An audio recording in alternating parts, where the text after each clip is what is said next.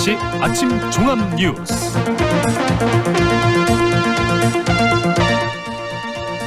(6월 28일) 금요일 아침 종합 뉴스입니다.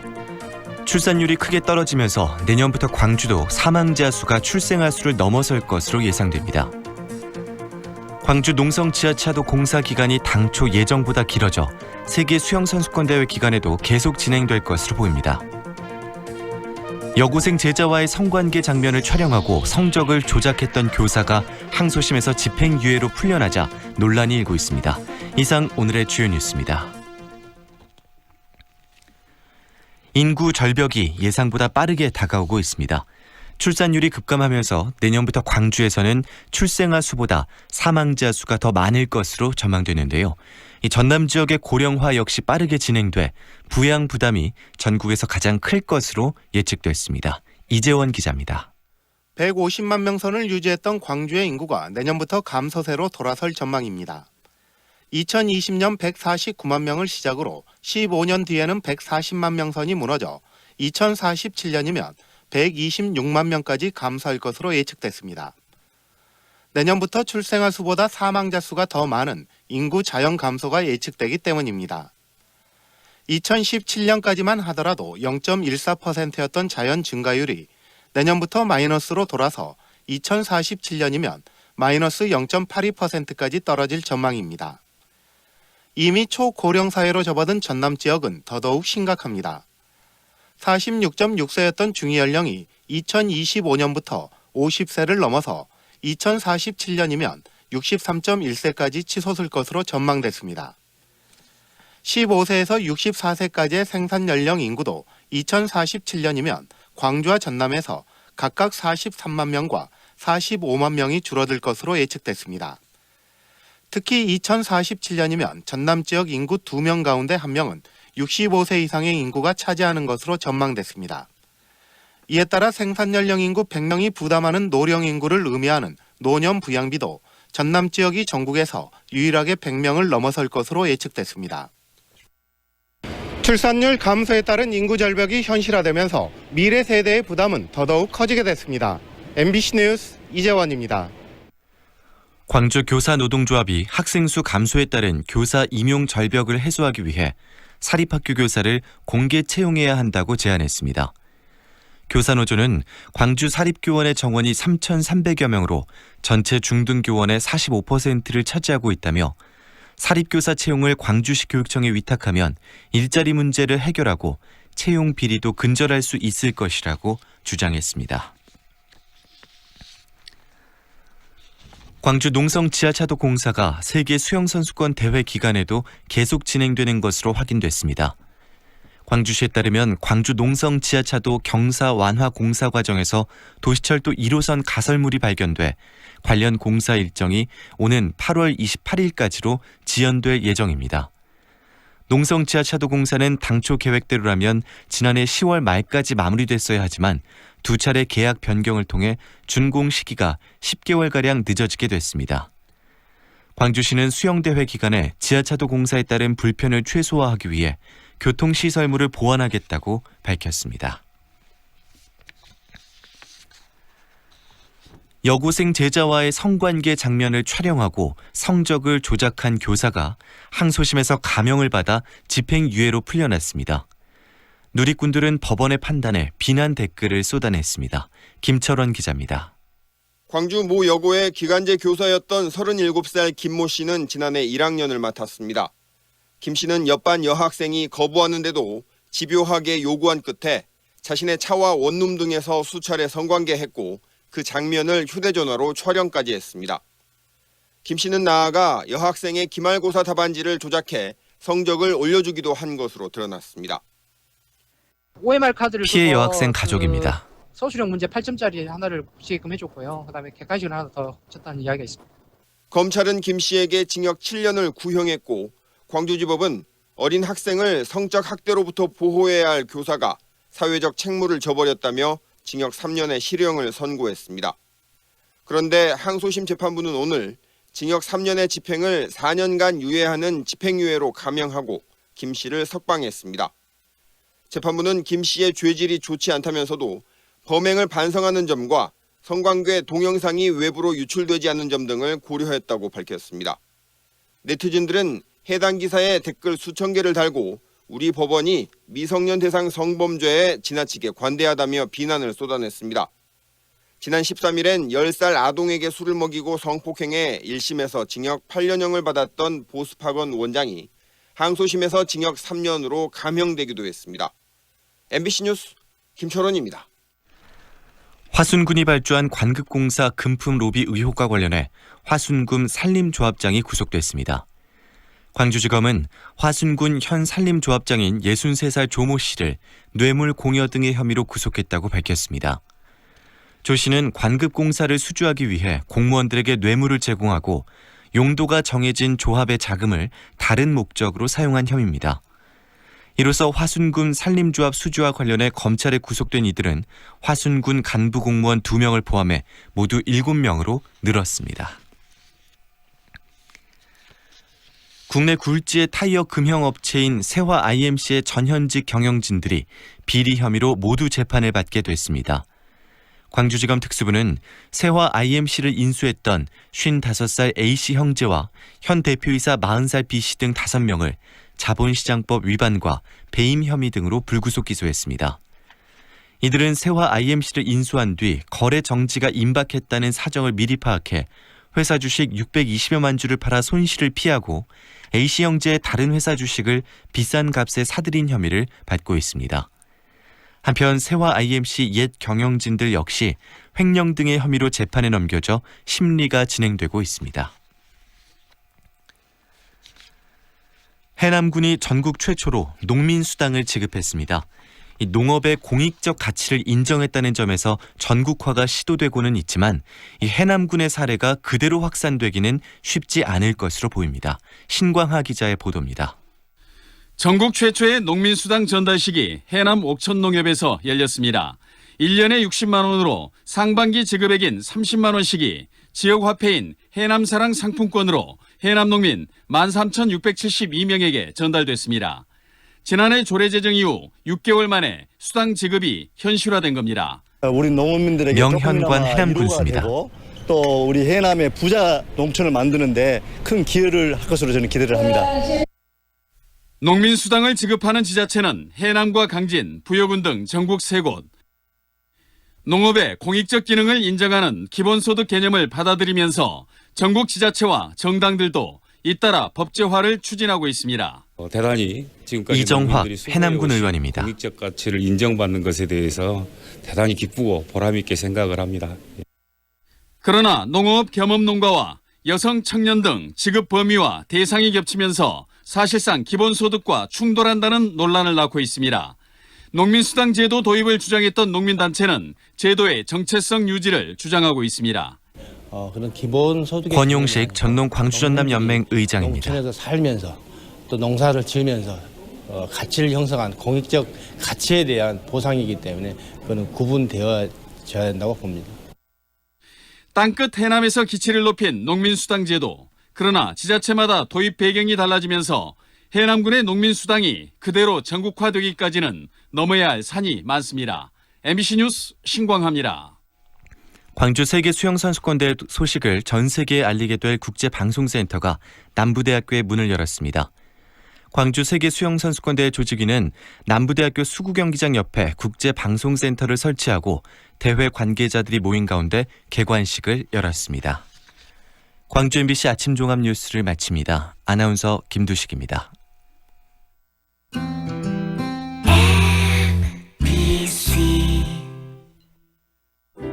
연기자 정동환입니다. 가끔 그 사람이 떠오를 때면 저도 모르게 하늘을 올려다봅니다. 누구나 그렇죠. 그리운 사람이 보고플 때면 을에 하늘을 올려다보게 되는 것. 사람이 곧 하늘이기 때문이죠. 사람을 하늘같이 섬깁니다. 스카이 장례식장. 2019년 여름방학 글로벌 인재양성 프로젝트 MBC 자녀안심 글로벌 캠프. 우리 아이들의 영어 자신감과 꿈을 찾아주는 재미있는 영어 캠프. 해외 8개국에서 진행되는 14가지 다양한 글로벌 프로그램. 신청 및 문의는 1644-2676번입니다. 지금 시각은 8시 10분입니다.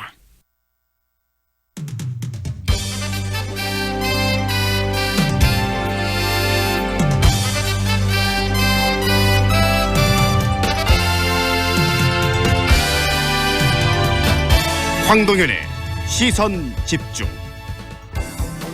황동현의 시선 집중 2부 시작합니다. 작년 민선 7기가 출범하면서 전국의 자치단체들이 앞다투어 새 출발 그리고 재도약의 의지를 표출하고 담았는데요. 특히 구도심지인 이 광주의 동구는 새로운 도약을 위한 여러 사업들을 적극 추진하고 있습니다. 임택 동구청장이 추진하는 대표 사업이 바로 인문도시 조성 사업인데요. 구도심의 활력을 제대로 불어넣을 수 있을지 궁금합니다. 오늘 광주 동구를 이끌고 있는 임택 광주 동구청장 직접 스튜디오에서 만나보겠습니다. 오랜 시간 논의를 거쳐온 광주형 일자리가 현실화되고 있습니다. 광주시는 오늘 현대차와 산업은행 그리고 완성차 협력사 등 주요 투자자들과 합작법인 투자 협약식을 맺을 예정입니다. 지역경제를 살리고 또 사상 최악의 이 취업난에 빠진 청년들을 구할 수 있는 그런 희망의 사업이 될 수 있을지 관심이 모아지고 있는데요. 우리 청년들이 바라보는 광주형 일자리 이야기 듣겠습니다. 문정은 광주청년센터장과의 인터뷰 준비되어 있습니다. 황동현의 시선집중 계속됩니다. 우와, 통돼지 바비큐! 역시 우리 사장님이 최고! 즐거운 야유회 체육대회 최고의 맛으로 즐거움을 더하다. 통돼지 바비큐 출장 서비스 쿠바하우스.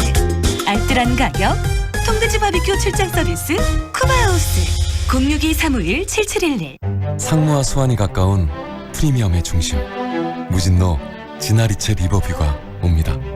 무등산 영산강 특급 조망 원스톱 중심 생활을 누리는 명품 중대여 무진로 지나리체 리버뷰 6월 오픈 예정 062-223-0002 진화건설. 좁은 국토를 효율적으로 활용하여 에너지 영토를 넓혀가는 기업이 있습니다. 탑솔라. 생명의 가치를 높이고 미래의 변화를 준비합니다. 하늘의 태양을 땅의 태양으로. 탑솔라. 5월 빌리브 트레비체의 이름으로 특별한 122분을 모십니다. 공원 속 상록회관 자리에 스카이브리지 커뮤니티 닥트인 파노라마 뷰까지. 광주에 없던 하이엔드 클래스. 세상의 부러움에 산다. 빌리브 트레비체. 062-367-1000번 신세계건설이 시공합니다. 7월 수완을 더 빛나게 하는 이름 명품 아파트 모아 엘가. 우등산 영산강 특급 조망 지하철 2호선 예정. 신가 재개발 미래가치까지 누리는 더 큰 수완의 완성.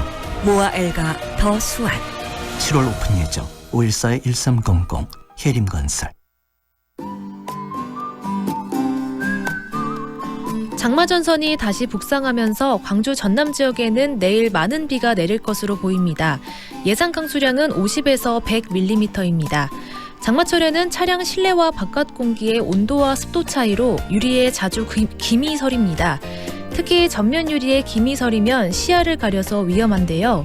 이럴 때는 에어컨을 전면 유리 방향으로 작동하고 실내 온도를 낮추면 유리에 김이 서리는 것을 방지할 수 있습니다. 현재 출근길 안개 끼는 곳이 있습니다. 안개가 있는 구간을 지날 땐 전조등을 꼭 켜주시고 서행 운전하셔야 합니다. 서암대로 안보회관 사거리에 차량 적재물인 계란이 쏟아져 있습니다. 주의해서 지나시길 바랍니다. 이 시각 정체 구간 살펴보면 상무대로 송정파출소에서 송정 지하차도 방향으로 지나는 데 4분 소요됩니다. 독립로 까치고개에서 대성초등학교 사거리 방향 길게 밀리고요. 경열로 서광주 한전에서 돌고개역 방향으로 정체되고 있습니다. 출근길 안전운행 하시기 바랍니다. 오늘 미세먼지 농도는 나쁨 단계를 나타내고 있습니다. 현재 광주의 기온은 22도, 습도는 95%입니다. 지금까지 교통정보의 신혜빈이었습니다.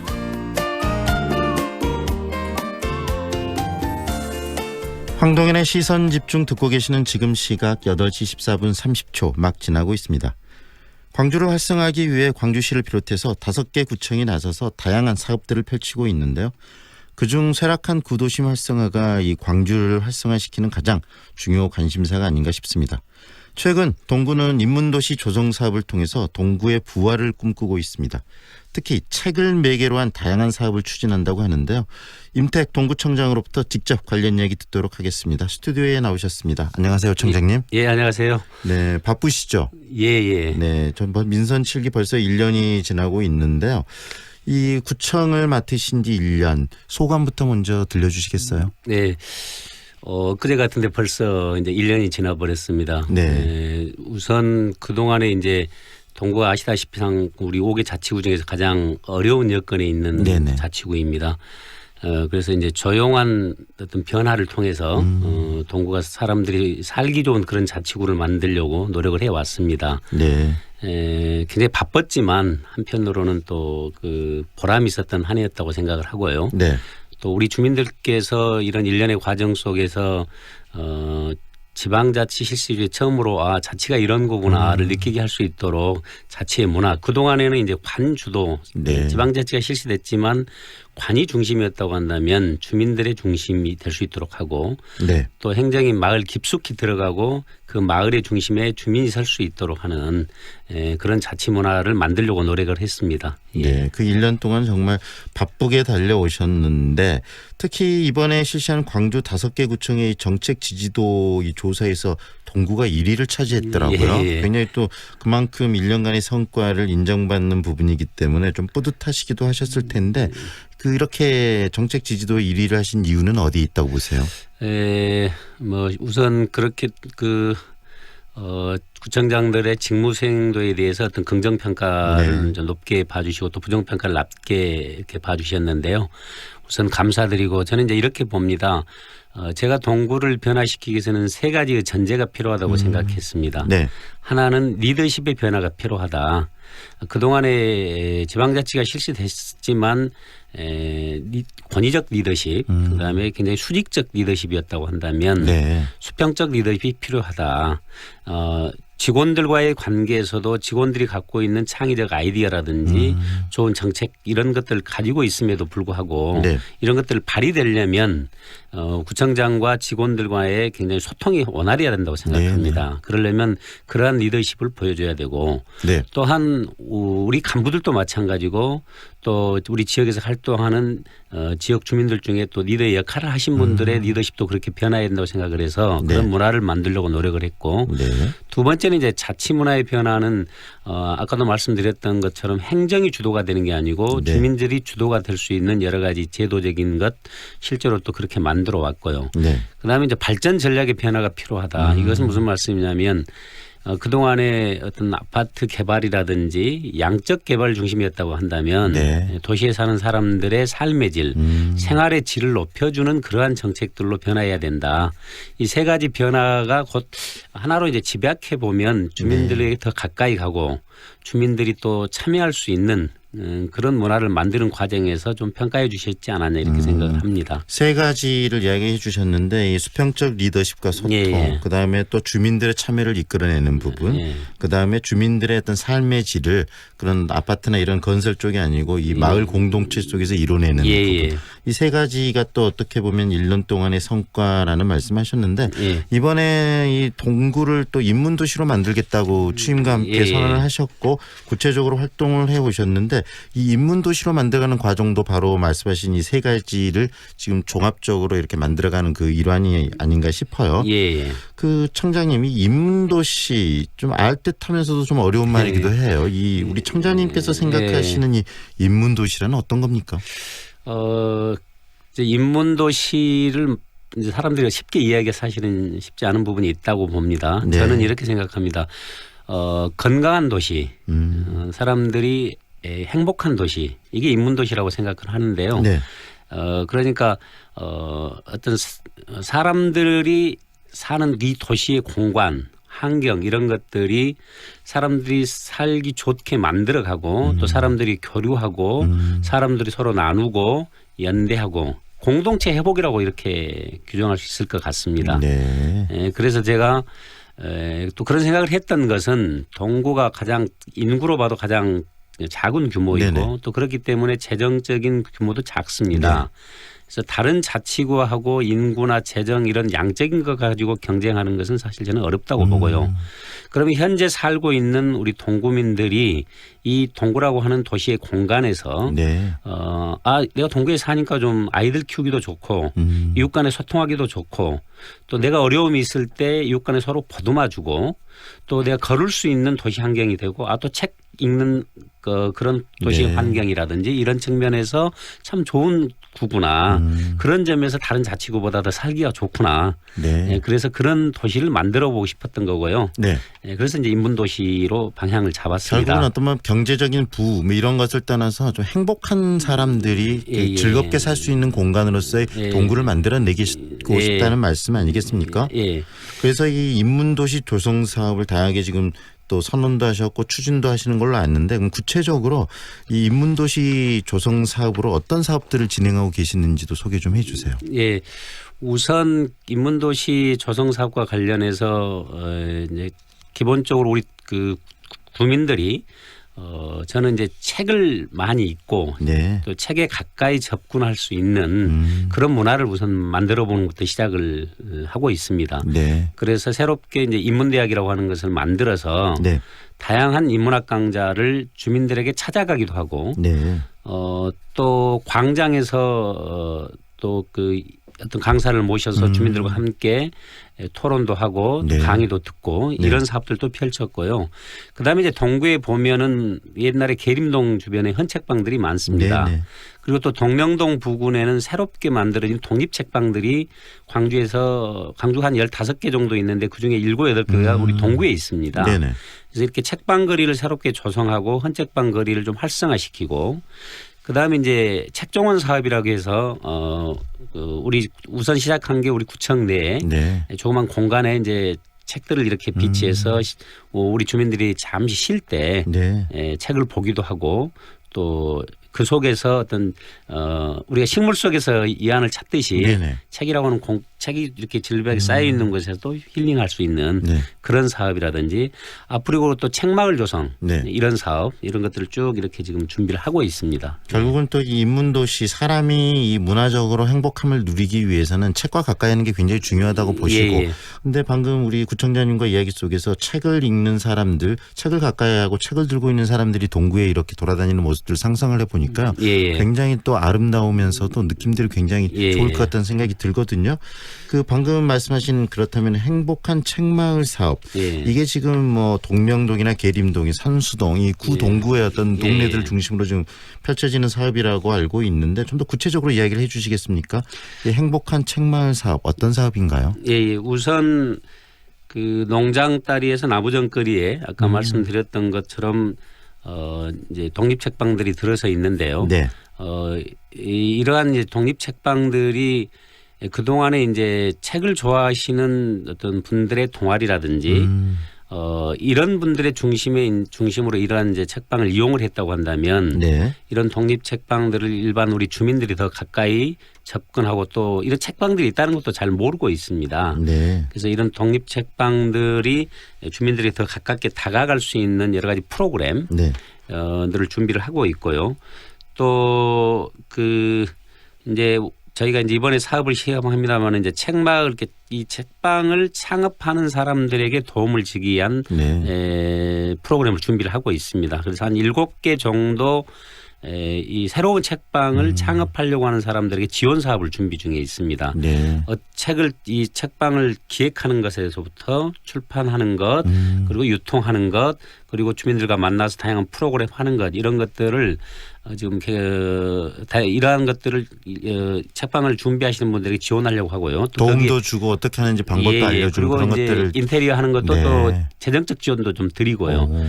그런 사업도 준비 중에 있고 그다음에 이제 헌책방 르네상스라고 해서 지금 계림동 지역에 다 사라져버리고 한 5개 정도 헌책방이 남아있는데 이 헌책방들도 새롭게 활로를 찾을 수 있도록 그분들이 요구하는 이런 여러 가지 사업들 이런 것들도 진행하는데 오늘부터 이제 그 사업이 또 진행이 됩니다. 그래서 헌책방을 운영하시는 분들과 그 지역의 주민들이 함께 만나서 이야기하고 또 책을 주제로 이야기하고 또 어떤 다양한 우리 지역 마을에 관한 이야기들을 이것을 헌책방에 모여서 함께 이야기하는 그런 프로그램들도 하고 있고요.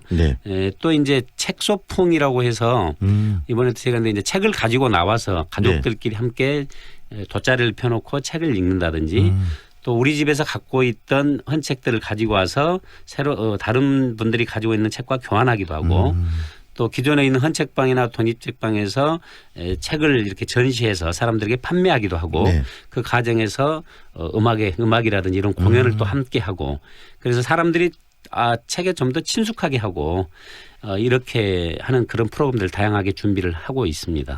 언제부턴가 저희들이 각각 했던 책 자체가 지금 뭐 여러 뭐 인터넷이나 뭐 전자 뭐 책도 나오고 그러면서 이 종이로 만든 책에 대해서 우리가 익숙치 않고 많이 좀 멀어지고 있는데 이런 동구의 활동들을 통해서 또 우리가 이 책에 좀 더 가까이 다가갈 수 있는 그런 어떤 것들이 될 수 있겠다는 생각이 들고요. 그 구청장님 책이 주는 게 이 또 헌책을 말씀하셨는데 헌책이 이 또 묘한 그 책의 냄새가 있지 않습니까? 그게 또 여러 가지 어떤 생각들도 일으키고 그러는데 이런 사업들 특히 뭐 책 소풍 사업도 이야기를 하셨는데 먼저 책 소풍 사업에 대해서 구체적으로 얘기를 좀 해주시겠어요? 내일 열리나요, 이 책 소풍 사업은?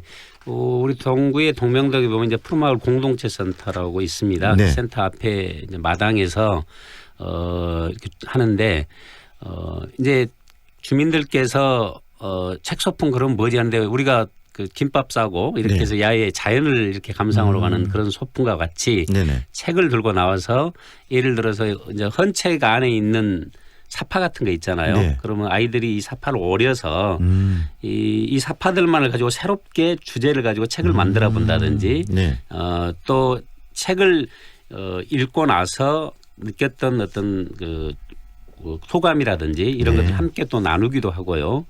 또 이제 그 아까 말씀드렸던 것처럼 자기 집에서 가지고 있었던 책들을 가지고 나와서 다른 사람들에게 기부하기도 하고 또 책방에서 책을 가지고 나와서 책을 보면서 보는 그 공간에서 또 음악을 듣기도 하고 뭐 이런 프로그램을 이제 책소풍이라고 생각하시면 되고요. 이게 조금 더 발전하면 아마 내년 정도나 올가을 정도는 아시아 문화전당에서 유명한 그 하늘마당에서 많은 시민들이 모인 가운데 이걸 한번 열어볼 생각입니다. 그래서 사전에 이러이러한 책들을 읽고 가족이 나와서 그 책을 읽은 소감을 그림으로 그려본다든지 또는 그런 것들을 가족들끼리 핸드폰으로 연극이나 이런 것처럼 판토마이나 이런 것처럼 표현을 해서 나누는 그런 식으로 해볼 생각입니다. 그래서 사실 책방이 많이 어려워진 이유 중에 인터넷이나 이런 것들 때문에 그렇기도 하지만 책을 읽는 게 굉장히 사실 잘 안 읽잖아요. 그렇죠. 그런데 이제 책을 읽을 수 있는 그런 문화를 확산하기 위한 하나의 방편으로서의 책 소풍 이런 걸 기획하게 되었습니다. 어떻게 보면 동구가 굉장히 좀 낙후돼 있다라고 이야기를 하지만 그 낙후돼 있던 그런 감성을 아날로그적인 감성을 또 상품화시키고 우리의 어떤 행복한 인문 도시를 만드는 그런 감성으로 재탄생시키는 그런 작업이시네요. 네, 특히 옛날에 이 계림동 헌책방 거리 굉장히 또 많은 분들 또 40대 50대 분들한테는 추억의 거리 아니겠습니까? 그런데 이런 곳들이 이런 그 프로젝트 인문도시 조성 프로젝트를 통해서 굉장히 좀 많이 바뀔 거라는 생각이 드는데 그 어떻게 지금 바뀔 것이라고 예상하시고 또 이런 구도심의 재생과 연계시켜서 어떤 변화들을 이뤄낼 것이라고 기대하고 계십니까? 사실은 이제 이게 이러한 사업들이 과연 우리가 생각한 만큼 잘 될까 그러한 부담도 있습니다. 우선 동명동 일대가 지금 200억이 투입되는 도시재생 누릴 사업이 진행이 됩니다. 그래서 중앙정부에서 예산이 들어오는 거죠. 그래서 이 동명동을 역사와 문화가 흐르는 그러한 마을로 만들려고 합니다. 그 주변에 이제 아까 말씀드렸던 그런 책방의 거리라든지 이런 것들을 만들고요. 그럼으로써 이제 이 일대를 어떤 그 시민들이 찾아올 수 있는 그런 마을. 옛날 우리가 가지고 있었던 동구가 가지고 있던 광주가 가지고 있던 그런 역사적인 문화적 자원들을 우리가 잘 모르고 있는데 이런 것들을 잘 드러내서 예를 들어서 동명동 일대 옛날에 광주역도 있었고요. 그다음에 이제 뭐 농장딸이라든지 또 그 주요한 그 전통적인 가옥 이런 것들이 꽤 있습니다. 이런 것들과 잘 연결해서 사람들이 휴식하고 거기서 쉬고 싶고 또 잠시 쉬었다 가고 싶은 그리고 또 사람들을 만나는 공간으로서 그리고 가볍게 책을 읽을 수 있는 그 책방의 거리를 연결해 낸다고 한다면 광주 동구의 모습을 좀 바꿔내지 않을까. 많은 동구는 인구가 절대적으로 늘기는 어렵지만 네. 많은 사람들이 찾아올 수 있는 그런 문화가 흐르고 예술이 있고 인문학적인 그런 네. 풍치가 있는 그런 마을로 한번 만들어보고 싶다는 생각입니다. 광주의 어떤 본질, 이 코어를 가지고 있는 동구로서 계속 유지하고 그걸 갖고 발전시키겠다는 말씀이신데 단순히 어떤 경제적 발전이 아니고 이 정치와 감성을 그대로 갖고 그것을 문화로서 승화시켜서 또 동구 발전의 견인으로 삼겠다는 말씀 아니겠습니까? 네, 굉장히 기대가 좀 많이 되고요. 앞으로 이런 부분들을 통해서 이 또 동구의 어떤 새로운 또 활력을 우리 청장님께서 불어 넣으셔야 될 거 아니겠습니까? 그래서 앞으로 또 1년이 지난 지금 또 이 3년을 어떻게 준비하고 계신지도 굉장히 궁금하거든요. 이런 인문도시뿐만이 아니라 전반적으로 이 동구의 어떤 활력을 불어넣기 위해서 또 여러 가지 고민도 있으신 부분도 더 곁들여 소개를 해 주시겠어요? 예, 제가 이제 아까 서두에서 말씀드렸던 세 가지의 변화를 전제로 5대 분야 42개 공약을 제시를 했었습니다. 네. 5대 분야는 이제 그 지역 상권이 살아나는 민생 경제. 동구는 그 소매업 한 이렇게 서비스업이 한 90% 정도 됩니다. 이렇게 골목 상권이 살아야 삽니다. 그 골목 상권이 살려면 사람들이 골목으로 들어오게끔 해야 되고 그래서 아까 말씀드렸던 그런 문화와 예술이 있는 그런 거리들로 만들겠다는 뜻이었고요. 그다음에 살고 싶고 찾고 싶은 도시 환경을 만들어 보고 싶습니다. 걸을 수 있는 공간을 많이 만들고 그다음에 녹지를 많이 만들고 그다음에 도시 안에 작은 공원도 만들어가고 그래서 그런 도시 환경을 만들므로써 사람들이 밖에 나와서 서로 소통할 수 있게 만들어드리고요. 그다음에 이제 건강한 마을 복지, 이웃이 함께 만들어가는 마을 복지를 해보겠다는 겁니다. 그래서 지금 저 13개 동에 마을 복지 일종의 사랑방 같은 걸 계속 만들고 오고 있습니다. 그래서 지역 주민이 가장 그 이웃에 대해 잘 알고 있기 때문에 이웃 간에 서로 나누고 연대할 수 있는 행정의 주도가 아니라 그런 복지를 만들어 가려고 하고 있고요. 그다음에 이제 생활문화예술 활동을 많이 이렇게 주민들이 향유할 수 있도록요. 그래서 생활문화예술 동아리들이 꽤 많은데 이분들이 공간도 없고 이분들을 지도해 줄 수 있는 전문 강사도 연결이 잘 안 되는데 그런 부분을 올해부터 저희가 지금 지원을 하고 있습니다. 그다음에 이제 5번째 협치의 자치공동체 주민들이 나설 수 있는데 그래서 주민들이 예를 들어서 예산에 편성하는 과정에서도 그동안에 주민참여 예산제 같은 것도 있었습니다마는 내년부터는 직접 주민들에게 일정 정도 예산을 할애를 해서 아예 주민들이 그걸 논의하고 토론해서 우리 지역을 위해서 5억 10억을 어떻게 쓸 건지 아예 구청장이 갖고 있는 편성권에 있는 범위의 일부를 주민들에게 돌려드리는 그런 5대 분야를 기반으로 해서 41개 공약 사업을 앞으로 3년간 적극적으로 추진해 갈 생각입니다. 네. 이 3년 또 지나고 4년 또 이 민선 7기가 거의 기간 동안에 동구가 굉장히 많이 변화되고요. 그다음에 방금 이야기하신 것처럼 주민이 주인이 돼서 우리의 삶을 바꿔나가는 그런 동구의 모습들이 굉장히 기대가 많이 됩니다. 앞으로 이 인문도시 조성사업뿐만 아니라 이 동구의 발전이 광주시에 또 어떻게 보면 발전이 될 수 있다는 기대를 하고요. 앞으로 또 우리 청장님의 활동에 대한 기대감을 많이 갖도록 하겠습니다. 인터뷰는 오늘 여기까지 하겠습니다. 예, 고맙습니다. 고맙습니다. 지금까지 임택 광주 동구청장과 함께했습니다.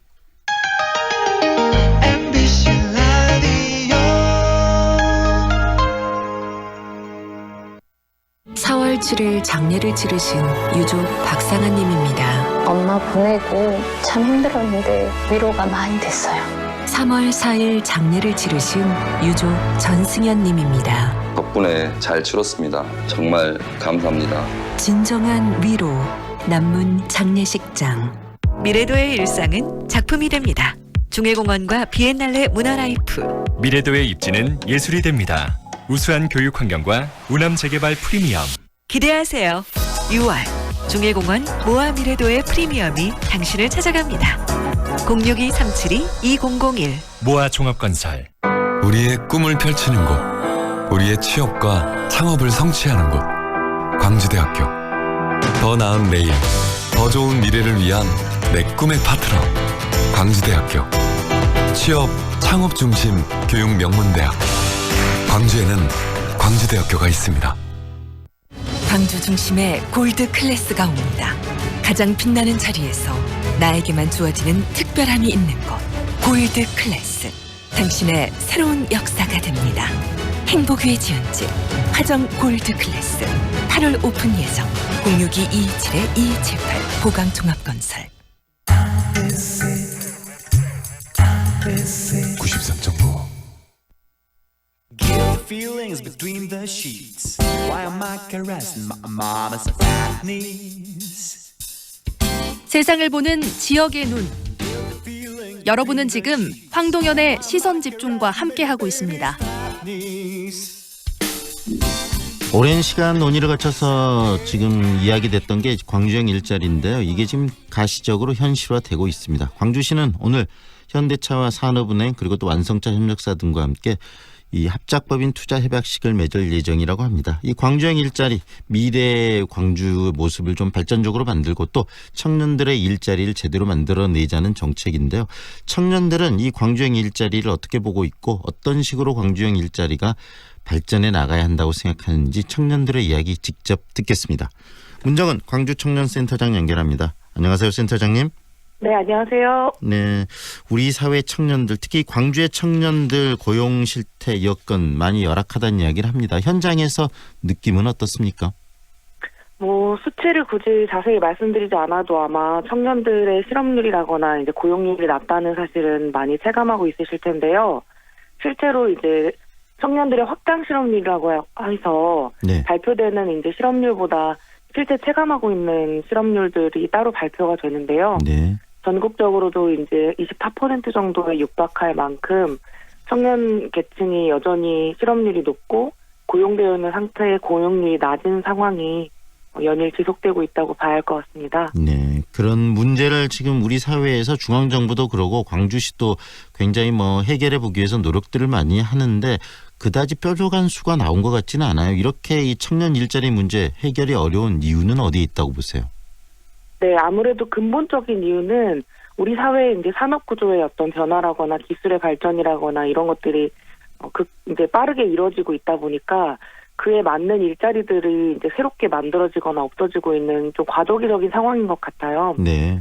근데 그 가운데서도 이제 조금 더 현실적으로 이야기해 보면은 한편으로는 노동 시간이 너무나 길어가지고 네. 그 시간을 줄이고자 하는 이제 분들도 있는데 또 한편에서는 단 몇 시간이라도 이제 일할 수 있는 일자리 자체가 부족하다라고 하는 이 기현상이 계속 벌어지고 있는 거거든요. 네.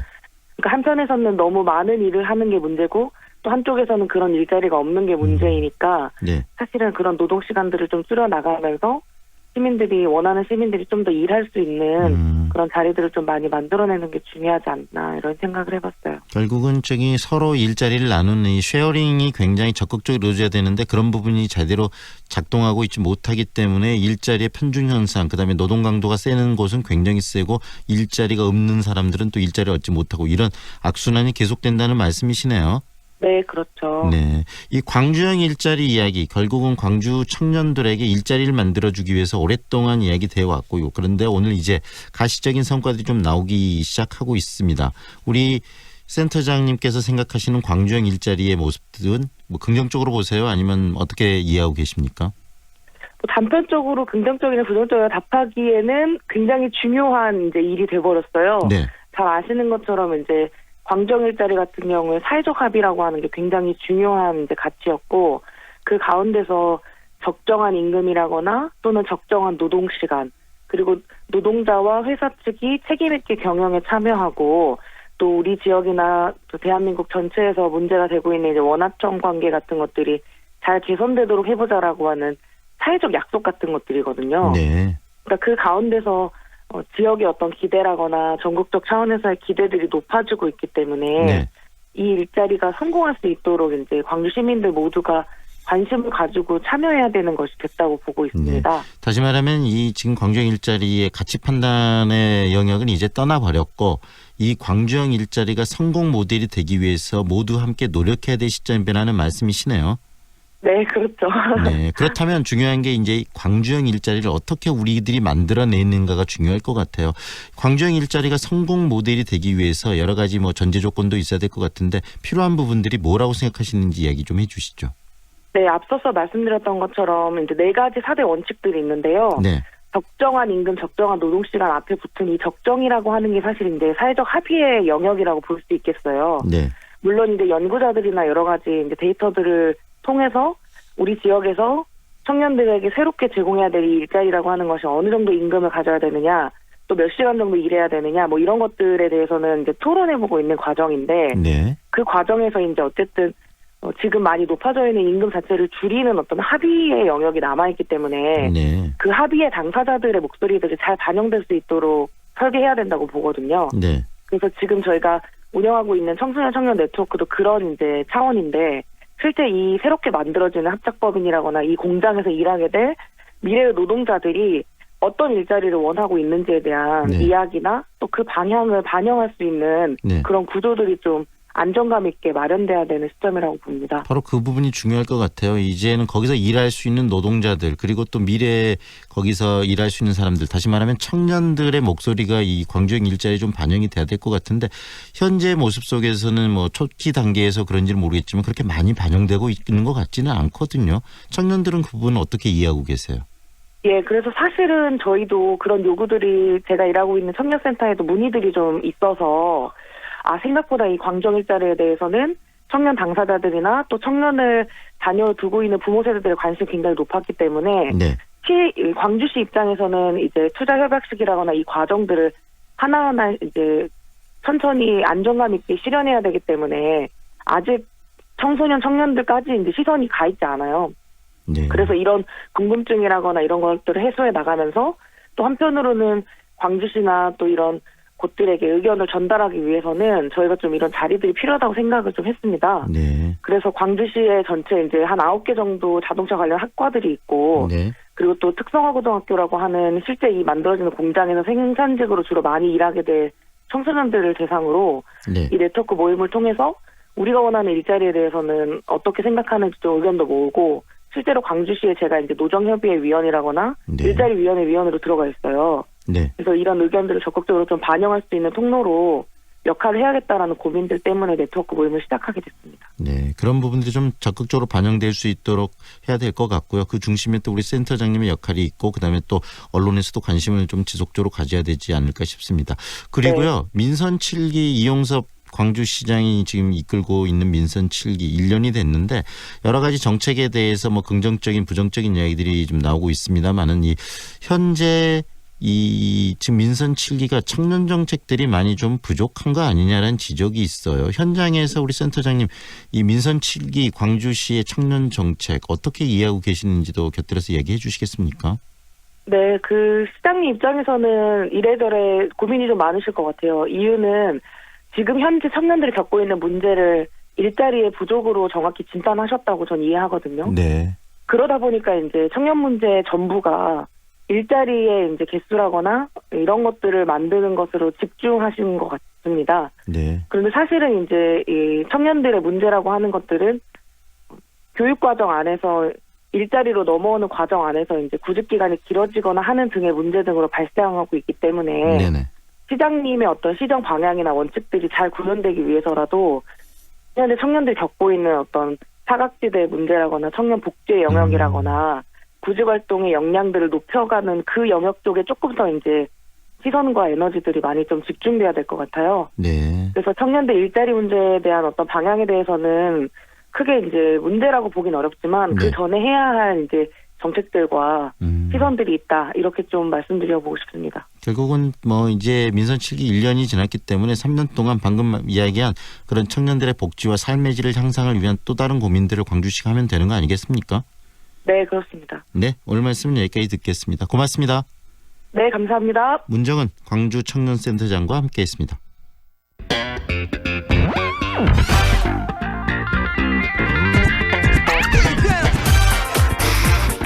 남도의 아름다움을 귀로 느끼는 시간입니다. 아름다운 남도, 오늘도 전남도청 대변인실 이돈삼 시민기자와 함께합니다. 어서 오십시오. 네, 안녕하셨습니까. 이제 우기로 접어든 느낌인데요. 주말에도 비 예보가 지금 있고요. 오늘은 어디를 소개해 주십니까? 아침 후덥지근합니다. 습도가 네네. 좀 높은 것 같은데 비가 내리면은 운치가 있죠. 나름대로 운치가 있는데 나들이하기는 아무래도 좀 조금 불편한 게 사실이지 그렇죠. 않을까 싶습니다. 네네. 그래서 오늘은 실내로 한번 가보겠습니다. 우리 주변에 크고 작은 박물관, 미술관 정말 많은데요. 그 가운데서도 우리 지역을 대표하는 박물관 국립 나주박물관 한번 가보죠. 네, 실내로 가겠다고 말씀하시니까 정말 또 많이 실내 또 그런 긍정적인 기대를 많이 청취자분들이 하실 것 같은데 예. 이 박물관 나들이 날씨가 또 궂은 날에 더 좋을 것 같다는 생각도 그렇죠. 드네요. 비라도 내일 이제 비가 많이 온다는데 비라도 내리는 날 찾아가면 더 저는 이제 오지더라고요. 네. 그러니까 저는 박물관 그러면 오래전에 벤 스틸러 주연의 영화였죠. 박물관이 살아있다. 네. 그거 참 재밌게 봤는데 이것이 항상 먼저 떠오르는데요. 이 박물관에 가면은 그만큼 살아있는 역사, 문화 뭐 이런 것들을 만날 수가 있습니다. 네. 황 PD 혹시 장흥 그러면 무엇이 생각납니까? 장흥하면은 한우가 생각나고 그다음에 보통 장흥 분들은 장흥을 자흥 이렇게 부르시더라고요. 자응이라고 자응. 근데 이 정남진 또 이 문림의향, 뭐 예. 장흥 삼합 이런 이야기들 많이 하지 않습니까? 예, 그렇죠. 정남진, 뭐 서울의 광화문을 기점으로 해서 정남쪽에 자리를 하고 있다 해서 이제 장흥을 정남진 이렇게 이제 부르고요. 네. 장흥은 또 많은 문인과 학자를 배출한 고장입니다. 그러니까 관서 별곡으로 유명한 기봉 백광 선생, 그러니까 관서 지방의 절경과 생활상, 풍물 등을 읊은 이제 기행 가사를 관서 별곡 그러거든요. 네. 송강정철의 관동별곡이 있었죠. 이 관동별곡보다도 25년이나 앞선 작품. 그래서 이제 기행가사의 효시다 이렇게 이제 평가를 받고 있고요. 네. 임금이 뜻을 바로 세워서 잘못된 정치를 바로 잡아야 한다는 이 사회개혁안 6개 항을 담은 개혁안을 정조한테 건의했던 존재 유백규 이분도 이제 장흥에 계셨고요. 네. 소설가 이청준, 한승원, 송기숙 작가 이런 분들 이제 장흥 출신인데 장흥 출신은 그렇기도 하지만 또 장흥은 역사적으로 또 상당히 이제 큰 고을이었습니다. 그러니까 토착 세력이 태조 왕건을 지지하면서 고려 때 중요한 그런 정치 세력이 됐고요. 네. 고려 인종의 비였던 그러니까 부인이었던 공예태후 정한암씨 공예태후를 배출하면서 장흥이란 길게 흥한 고장이란 이 장흥이란 큰 이름을 받은 또 그런 고을이 장흥입니다. 네, 나주박물관에 가기 위해서 먼저 장흥에 대한 정보부터 이렇게 주시는 거 보니까 예. 뭘 소개해 주시려 그러나 좀 기대가 되는데 먼저 그 이야기부터 들어볼까요? 공예태후 정한임씨 예. 어떤 분인지 먼저 이야기를 해주시겠어요? 고려 17대 왕이 인종입니다. 그러니까 1122년부터 46년까지 25년 동안 재위했던 임금인데 당초 이제 이 임금한테는 이자겸의 두 딸을 이 임금이 이제 이자겸의 두 딸을 왕비로 삼았었죠. 네. 근데 많은 분들이 아시다시피 이제 이자겸의 난이 일어나면서 이제 이분들이 폐비가 됩니다. 네. 폐비가 되면서 새로운 부인을 맡게 되는데 그분이 지금 말씀드린 정한임씨 가문의 딸이었고 인종의 부인이 됩니다. 나중에 네. 이렇게 이제 부인이 되고 또 그분의 아들인 의종, 명종, 신종이 차례로 왕위에 오르면서 이제 태후가 됐던 뭐 네. 그런 분이신데 지금의 장흥이라는 지명이 이제 여기서 유래가 됩니다. 일반적으로 고려시대 군이나 뭐 현의 승격은 규모나 뭐 행정의 필요성 이런 것보다는 나라의 공을 세운 인물에 대한 포상 또 정치적 목적 이런 거에 따라서 이제 많이 이루어졌는데 장흥도 여기 공예태후의 태자리라는 이유로 정한현에서 장흥부로 승격이 됩니다. 그래서 이제 장흥이 출발을 하는데 공예태후 정한 임씨의 사적비가 지금 청관산 아래 정한사 여기에 세워져 있습니다. 네, 길게 흥할 도시 그래서 장흥 이렇게 예. 부르기도 하는데요. 이 지명이 참 멋지다는 생각도 듭니다. 그런데 오늘 국립나주박물관을 이야기를 해주신다더니 예. 장흥 이야기로 저희를 끌고 가셨어요. 예, 그렇습니다. 이제 어떤 연관성 이야기를 해주시죠. 예, 나주박물관에서 길이 흥할 땅 장흥을 주제로 특별전을 하고 있습니다. 네. 그러니까 장흥의 선사시대부터 현대까지 장흥의 역사 또 문화유산을 소개하는 그런 전시인데 수많은 이야기가 담겨있는 장흥 사람들의 삶과 또 흔적, 문화, 역사를 엿볼 수 있는 그런 전시입니다. 네, 장흥 특별전 어떻게 이루어지고 있습니까? 전시장에 가면은 기본적으로 이제 크게 4개 부문으로 나눠져 있습니다. 이제 첫 번째는 물길과 함께 성장하다 이런 테마로 해서 청동기 시대 유물을 전시하고 있는데 보니까 대표적인 게 나뭇잎 모양의 찌르개 또 네. 옥으로 만든 목걸이 뭐 청동기 시대 간돌검 이런 것들이 있고요.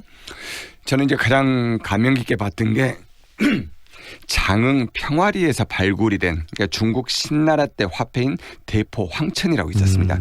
이 대포 황천은 장흥이 그때부터 일찍부터 이제 중국과 교역을 했다는 네네. 증거가 되는데 이 장흥 평화리에서 발굴된 대포 황천도 있고요. 장흥에는 또 통일신라 때부터 보림사, 청관사, 탑산사 이런 절집들이 잇따라 세워졌는데 이 찬란한 불교 문화를 주제로 이 탑산사터 여기에서 출토된 높이가 18.5cm. 그러니까 18.5cm 되는 이 고려 때 청동 소탑 작은 탑도 있고요. 네. 또 금동 열의 입상 이런 것들도 있고 또 청자로 만든 이 부인들의 화장품 상자 이런 것들까지도 여기 코너에서 만날 수가 있습니다. 네, 이 다양한 그 당시의 생활상들을 엿볼 수 있는 그런 다양한 전시물들이 있네요. 예. 그리고 또 다른 또 전시물 또 소개해 주실 부분 소개를 해주시죠. 사림의 고장을 테마로 한 그런 코너도 있더라고요. 제가 조선시대의 장흥 수많은 문인과 학자 연달아 배출했다고 말씀드렸는데 앞서 말씀드렸던 기봉, 백광홍 또 뭐 존재 위백교 이런 분들이 계시고요. 또 임진왜란 때 장흥 사람들 의병으로 많이 또 참여를 했습니다. 동학 농민혁명 때는 또 끝까지 싸웠던 동학의 뭐 최후 전투 석대들에서 펼쳐졌는데 이런 또 주역들이 이제 장흥분들인데 이 사림의 고장 코너에서는 존재 위백규의 시와 글을 모은 이 존재집 그리고 백광홍 선생의 동생 이 백광훈의 글씨가 실려 있는 한묵청환 뭐 이런 책들도 전시가 돼 있고요. 네. 동학의 지도자 이방은이 최익현한테 보냈다는 친필 편지 이런 것도 여기서 볼 수가 있습니다. 또 죽은 사람의 내세를 위해서 무덤에 함께 묻어뒀던 이제 그릇 뭐 이런 것들도 이제 보이더라고요. 네, 크게 4개 부문으로 지금 나누어져서 전시가 열리고 있다고 말씀하셨는데 예. 그러면은 마저 다른 전시품들, 전시물에 대한 이야기도 해주시죠. 처음에 이제 장흥을 물림의향이다 이렇게 이제 말씀을 드렸는데 문예의 전통을 주제로 한 그런 코너도 있습니다. 그러니까 뛰어난 시인과 소설을 많이 배출한 이 물림의 고장으로 이제 명성을 드높인 장흥인데 장흥을 대표하는 문인들 이청준, 뭐 한승원, 송기숙 작가 이분들이 주옥 같은 작품 여기서 이제 만날 수가 있고요. 1920년대에 천도교 장흥 학당을 세운 과정을 기록한 현판, 교구실기 이런 것도 이제 직접 여기서 볼 수가 있습니다. 그리고 또 하나 올 초뭐 3.1절 전후에서 말씀을 드렸던 것 같은데 안중근 의사를 모신 하나뿐인 사당이 장흥에 있다고 말씀드렸죠. 네. 해동사. 이 해동사와 관련된 내용인데 이제 보물로 지정이 되어 있는 이 안중근 의사의 글씨 용공, 난용, 연포, 기재라고 한문으로 쓰여져 있는 그러니까 서툰 목수는 아름드리 큰 제목을 쓰기 어렵다 뭐 이런 내용입니다. 네. 나라를 잘 다스릴 인재를 기용해야 된다는 그런 뜻의 유목인데 안중근 의사가 1910년 3월 옥중에서 쓴 글씨 직접 여기서 볼 수가 있습니다. 장흥의 과거, 현재가 이렇게 다 지금 전시품으로 전시돼 있고 거기에 있는 여러 가지 어떤 문화적인 향기까지 배어 있지 않을까라는 생각이 드는데요. 전시는 언제까지 열립니까? 전시 9월 1일까지 하더라고요. 앞으로 이제 2달 가까이 남았는데 오전 9시에 시작을 해가지고 내일 같은 이제 주말이나 휴일에는 오후 7시까지 합니다. 그리고 평일에는 오후 6시까지 이렇게 이제 문을 열고 있고요. 물론 이제 박물관이다 보니까 월요일은 쉽니다. 입장료나 관람료 따로 없고요. 나주박물관이 기존의 국립 박물관하고 달리 이제 도심에서 멀리 떨어진 이 나주 반남고분과 함께 자리하고 있는 유적으로 찾아간 박물관이다 이런 사실 염두에 두고 보시면 뭐 더더욱 이 나주 박물관 멋지게 다가오지 않을까 싶습니다. 이 장흥 특별전뿐만이 아니고요. 이 나주박물관은 상설 전시관에도 굉장히 좀 알찬 전시물들이 있지 않습니까? 예, 그렇습니다. 영산강 유역의 선사와 역사시대 문화를 전시를 하고 있죠. 신촌리와 대안리 또 덕산리 고분군에서 출토된 이 동널 옹관이라고 이제 저희들 많이 얘기를 합니다만 이 독너를 비롯해 가지고 돌, 화살촉, 간돌검, 주먹도끼 이런 것들 청자 대저까지 볼 수가 있고요. 또 박물관의 옥상 여기 하늘정원에서 보는 신촌리, 대안리 고분군들 정말 멋스러운 좀 독특한 그런 풍경을 볼 수가 있고 날씨 좋은 날에는 여기서 무등산 또 월출산까지 보이고 그렇습니다. 네, 나주박물관 주변 굉장히 좀 월출산, 무등산까지 보인다는 말씀도 하셨는데 주변에 다른 또 들러볼 만한 곳 있으면 소개를 더 곁들여 주시겠습니까? 이왕에 박물관 나들이를 한 김에 다시면에 있는 보감리 고분전시관에 한번 들러봐도 좋겠습니다. 그러니까 보감리 고분군은 하나의 봉분에서 매장 시기가 각기 다른 무덤 41기가 한꺼번에 쏟아져 나온 그런 고분이거든요. 그러니까 매장 시기도 3세기부터 7세기까지 400년에 걸쳐서 층층이 쌓은 그런 봉분인데 하나의 봉분에서 수십 개의 무덤이 나왔다고 아파트형 고분 이렇게 이제 부르고 있으니까요. 여기 들러보시면은 더더욱 좋은 그런 박물관 나들이가 될 것 같습니다. 그러니까 말씀드렸다시피 400년에 걸쳐서 조성이 된 7가지 형태의 무덤 41개가 발굴이 된 보감리 3호분을 실물 크기로 재현해 놓은 것이 보감리 고분 전시관입니다. 네, 한번 정말 이렇게 이 장마철이긴 하지만 나주박물관을 이렇게 여행지로 삼고 가면은 여러 가지 또 그 역사에 대한 그다음 경험, 그다음에 역사에 대한 어떤 여러 가지 정보도 얻을 수 있는 그런 소중한 또 여행이 되겠네요. 예, 그렇습니다. 오늘 말씀 여기까지 듣겠습니다. 고맙습니다. 예, 고맙습니다. 지금까지 전남도청 대변인실 이돈삼 시민기자와 함께했습니다. 좁은 국토를 효율적으로 활용하여 에너지 영토를 넓혀가는 기업이 있습니다. 탑솔라. 생명의 가치를 높이고 미래의 변화를 준비합니다. 하늘의 태양을 땅의 태양으로. 탑솔라. Ready for Freedom Days? 오직 6월 한 달간 집 전차종 휴가비 지원 그랜드 체로키 최대 1,300만 원 할인 또는 여행 바우처 제공 어디든 자유롭게 떠나라 Freedom Days Jeep. 5월 빌리브 트레비체의 이름으로 특별한 122분을 모십니다. 공원 속 상록회관 자리에 스카이브리지 커뮤니티 닥트인 파노라마 뷰까지 광주에 없던 하이엔드 클래스 세상의 부러움에 산다. 빌리브 트레비체 062-367-1000번 신세계건설이 시공합니다. 송정역으로 어디든 빠르게 미래 가치에 오를 마지막 기회를 잡아라. 수촌 3차 국제미술회 7월 오픈. 8년 임대로 미래도 생활가치도 오래도록 누릴 수 있도록 수촌 3차 국제미술회가 또 한 번 당신을 찾아갑니다. 임대문의 광주 사서륙의 5,000번. 광주 중심에 골드 클래스가 옵니다. 가장 빛나는 자리에서 나에게만 주어지는 특별함이 있는 곳. 골드 클래스. 당신의 새로운 역사가 됩니다. 행복 위의 지연집 화정 골드 클래스 8월 오픈 예정. 062-227-2278 보강종합건설. 황동현의 시선 집중에서는 생활 속에서 일어나는 여러 이야기들을 보다 현장감 있게 담아내기 위해서 청취자 여러분의 적극적인 제보를 기다리고 있습니다. 광주 MBC 홈페이지 황동현의 시선 집중에 들어오셔서 참여하기란에 글을 남겨주시면 됩니다. 황동현의 시선 집중, 지금까지 연출 황동현 한가름, 구성 최은영 박소희, 그리고 기술 최상현, 진행의 황동현이었습니다. 오늘도 함께해 주셔서 고맙습니다.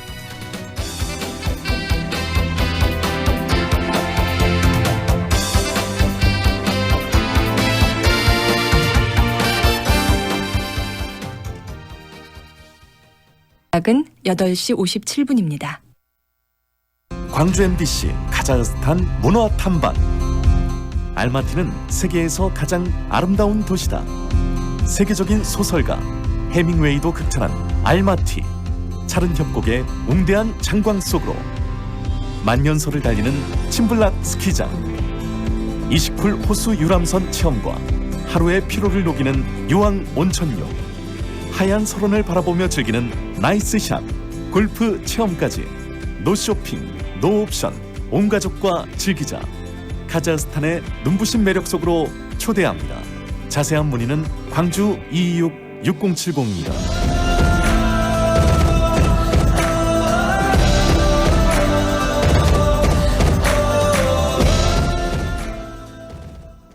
크레이지팝 화이팅! 안녕하세요. 저는 크레이지팝 팀에서 활동 중인 BMX 라이더 김희수라고 합니다. BMX 자전거는 장애물을 뛰어넘거나 점프해서 기물들을 넘고 다니는 매력을 가지고 있는 이제 자전거죠. 많이 다치고 내가 과연 이거를 넘을 수 있을까 생각을 해보게 되는데 2번, 3번 일어서면서 하게 되면은 그 장애물을 나는 어떻게 한번 해보겠다, 넘어갈 수 있다라는 성취감. 자신이 걷는 길이 항상 좋은 길만은 있지 않아요. 항상 고되고 힘들더라도 할 수 있다는 그 마음가짐으로 한다면 그걸 넘을 수 있는 그런 계기가 되었던 것 같아요. 청년 여러분들도 어렵다고 포기하지 마시고 항상 나는 할 수 있다, 그런 마음가짐을 가지고 열심히 노력하셨으면 좋겠습니다. 광주 MBC가 청년들의 오뚜기 정신을 응원합니다. 청년의 꿈을 키우는 남도 청출어람. 이 캠페인은 글로벌 공기업 한국농어촌공사와 함께합니다. 김성환 감독님, 요즘 건설 현장 떨어짐 사망 사고가 많이 발생하던데요? 높고 위험한 곳에서 일하기 때문이죠. 그럼 어떻게 예방해야 할까요? 작업 발판과 안전 난간, 사다리를 잘 설치하고 안전대를 제대로 걸었는지 꼭 확인해야 합니다. 안전모동 보호구 착용도 잊지 말고요. 네, 안전이 최우선이죠. 불량 발판, 불량 난간 아웃, 불량 사다리 아웃, 작업 발판, 안전 난간 세이브. 안전은 권리입니다. 이 캠페인은 광주지방고용노동청과 안전보건공단 광주지역본부 SJ건설안전이 함께합니다. AM 819kHz, 표준 FM 93.9MHz, 광주 MBC 라디오입니다. HLCN. 친구처럼 다정한 연인처럼 MBC 문화방송. 여러분의 다정한 친구 광주문화방송이 9시를 알려드립니다.